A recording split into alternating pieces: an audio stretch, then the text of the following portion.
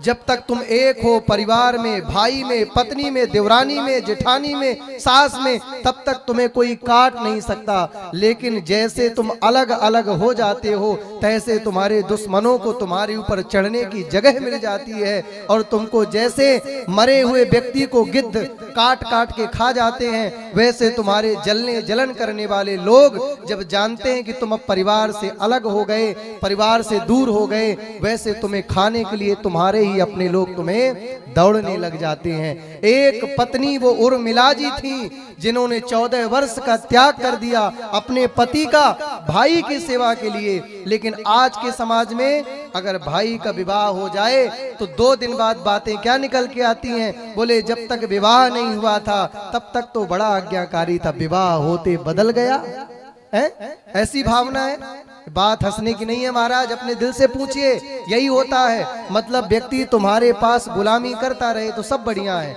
अगर थोड़ा सा अपने बच्चे पत्नी का ध्यान दे दिया तो बदल गया। ये आज के समाज की सोच है या नहीं?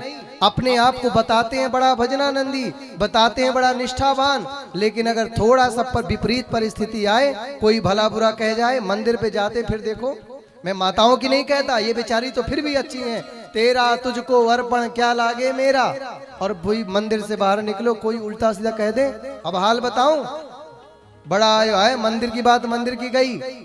ऐसा मत समझना मैं अकेली हूं या मैं अकेला हूं, केवल मुंह तक भक्ति सीमित रह गई है, आपके रूह में भक्ति नहीं आई है।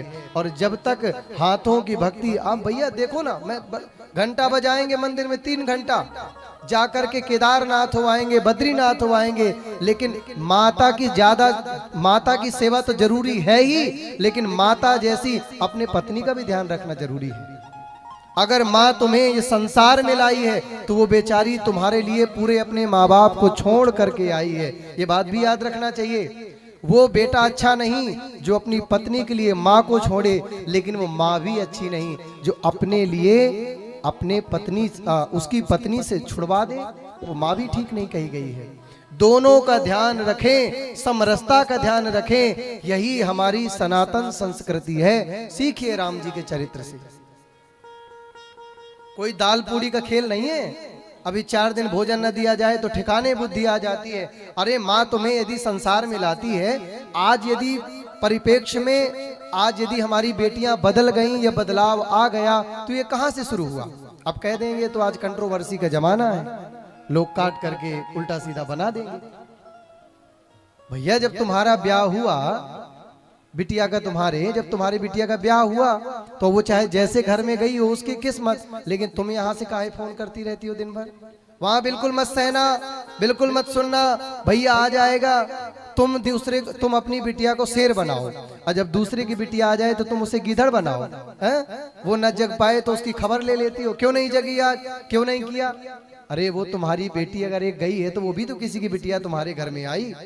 सब कहती हैं ब्याह के समय, अरे महाराज जी हमारी बहू नहीं, हमारी तो बिटिया है। अब बिटिया 10 बजे उठे कोई इतराज नहीं, बहू उठ जाए 10 बजे, देखो 80 साल की अम्मा भी डंडा लिए खड़ी मिलेगी। रुक अभी बताऊं तो है।